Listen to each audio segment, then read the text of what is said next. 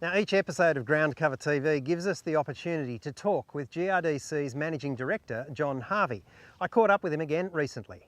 John Harvey, thanks for joining us once again on Ground Cover TV. Yeah, my pleasure. John, a few weeks ago you woke to the news that Greenpeace had broken into a GM wheat trial here in Canberra and taken the whippersnipper to it. What was your reaction to that? My initial reaction was one of actual shock. I mean, it's not something that we expect to see in Australia. We haven't seen it in the past.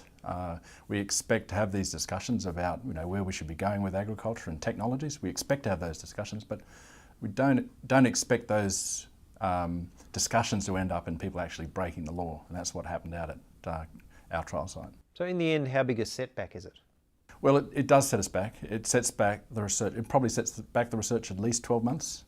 And when you're looking at GM, it's expensive developing these GMs, and we're on tight timeframes. So look, it is a substantial setback for us, and remembering that's adding cost to the project and it's growers' money. So it's growers' money that's been wasted. To be clear, you mean that it's set back that particular project 12 months rather than the entire GM program? No, I'm talking about that specific project where we were hoping to get results out of the trial. And we need those results to be able to confirm that the technology does what it needs to do, and also to understand how the GM works and make sure they're safe. Now that sets us back in terms of that work, which was working on improving yield and also developing new traits which have health benefits. It sets that work back significantly. In the light of this then, where does GRDC's commitment to genetic research stand? Well, I guess we've had a policy on GM, and we've had that policy for a number of years.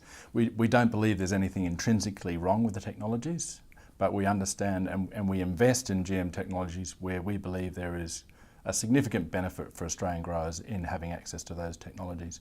We have very rigorous processes in Australia for registration. It's definitely harder to get a GM registered for use in Australia than a non-GM conventional type crop.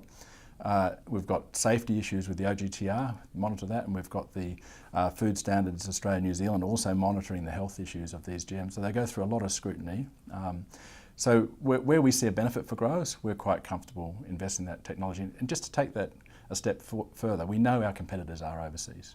We know our competitors are getting access to these technologies, and that gives them a competitive advantage unless we are also there trying to make sure our growers have access to the same technologies. We've seen in Australia, we've seen the canola situation where our competitors in Canada had the technology 13 years before Australian growers got that access to that technology. In this day and age, that's a really substantial competitive advantage that they had over Australia for many years. What would you say to Greenpeace? I'm disappointed. I'm disappointed that they took the action they took, and to be honest, I can't say a lot about it because it's still under police investigation, and we need to see what comes out of that investigation. But look, as I said earlier, it did shock me that something like that would happen in Australia, and I guess still coming to terms with the fact that's the sort of environment we're operating in. You've recently announced what you're calling the 7 themes that the organisation is adopting as its core business. Tell me about those. One of the issues which is critical is that we really focus our investment on the things that are going to make the biggest difference and deliver the greatest return to growers. To do that, what I've done is put in place 7 themes, and those 7 themes are really designed around the key things that I think will make the biggest difference to Australian growers. Now, we've drafted those up, and over the next 2 months, I will be going around talking to growers in their locations and right around Australia, talking about those themes and talking about the investment strategies we need to put in place to actually achieve the outcomes we need for those themes to be relevant to growers. How do those 7 themes work? Some examples would be some really obvious ones. Got to make sure what we're producing here meets market requirements. That's absolutely critical, and we know our markets are becoming more discerning. Improving yield, protecting the crop. We've obviously got to have profitable farming systems. Got to maintain the resource base. Got to deliver regional services, and so they're the key, and building capacity. Now, last time we spoke, there were 3 particular issues we talked about. National research programs, making sure they're regionally relevant. Secondly, delivery to farmers of research in ways that they can pick up and adopt, extension, if you will.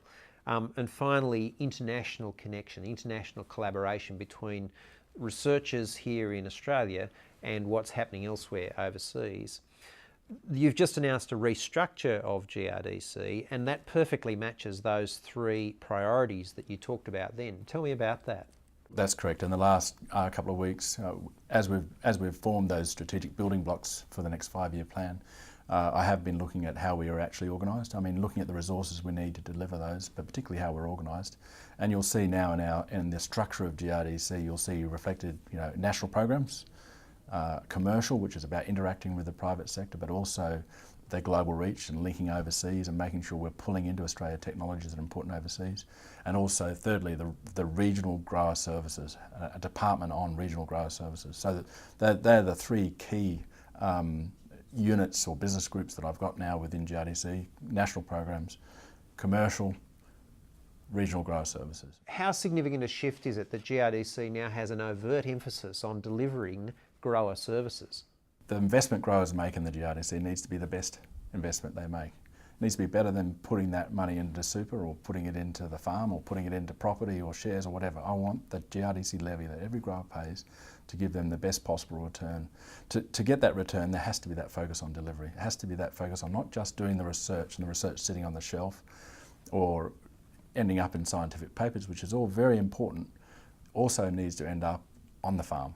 And that's why I'm putting the emphasis on commercial, which is about getting the ideas in and also delivering them and bringing them into Australia, but also on the regional grower services, which is making sure that the outcomes of research actually get to the farm and change the performance of the business.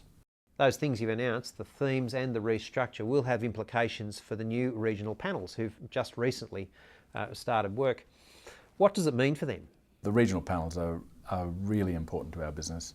They've always been one of our core strengths, and I'm hoping that we can even further strengthen the role our regional panels play in the whole GRDC business.